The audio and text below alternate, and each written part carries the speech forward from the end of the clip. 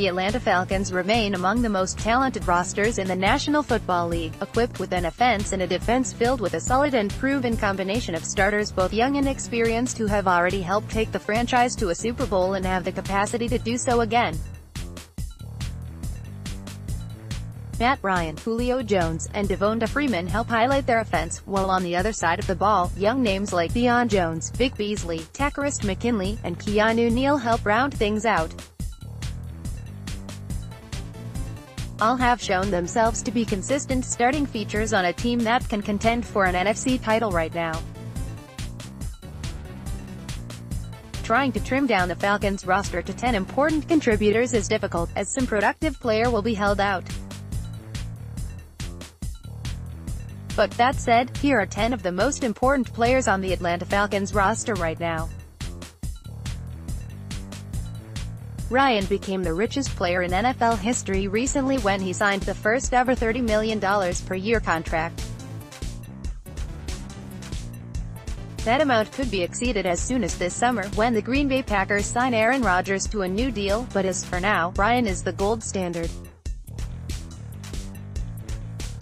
Now, the Falcons expect play from under center to match that investment, and hope the former league MVP can help get Atlanta back to the Super Bowl, and this time hoist the Lombardi Trophy.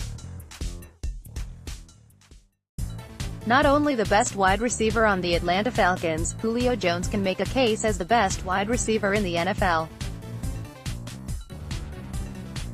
Last season, he amassed the second most yards among all pass catchers, but also saw other markers of production fall somewhat, along with the offense as a whole, and he scored just 3 touchdowns.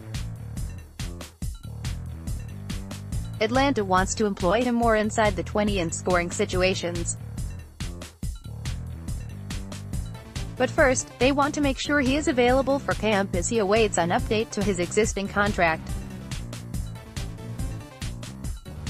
Freeman and Tevin Coleman comprised the league's 13th best backfield last season, each scoring 8 total touchdowns, with Freeman rushing for 865 yards and receiving for 317 more, and Coleman adding 628 yards on the ground and 299 more as a pass catcher. Last offseason, the organization made Freeman the richest player in the NFL at his position, signing Freeman to a 5-year contract worth $41.25 million. Now, they hope he can recover from a late-season knee injury in time for training camp. One of the Falcons' newest additions, coming to Atlanta from the San Francisco 49ers this offseason as a free agent, Fusco appears to already have the edge on taking the starting right guard job away from Wes Schweitzer, who himself won it as a rookie during the 2017 offseason in a contest with Ben Garland.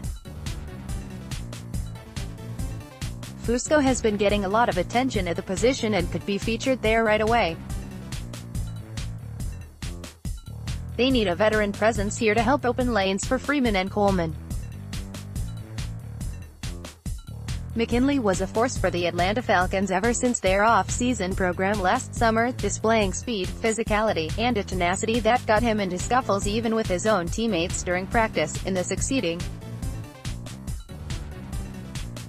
months, the rookie defensive end made the most of his limited snaps, racking up 6 sacks, 1 short of the Falcons' rookie record, notching 10 quarterback hits, forcing 2 fumbles, and recovering 1. He had 1 less sack than fellow rookie Myles Garrett, the Cleveland Browns' No. 1 overall selection, despite Garrett playing 500 snaps as a starter compared to McKinley's 381 as a backup and depth feature.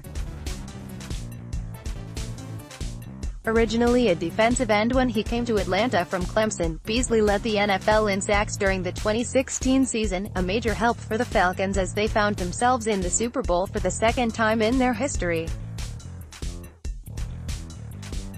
A partial move to linebacker in 2017 may have played a role in a decline in that phase of his game, but in 2018 head coach Dan Quinn confirmed that Beasley will move back to the defensive line full-time,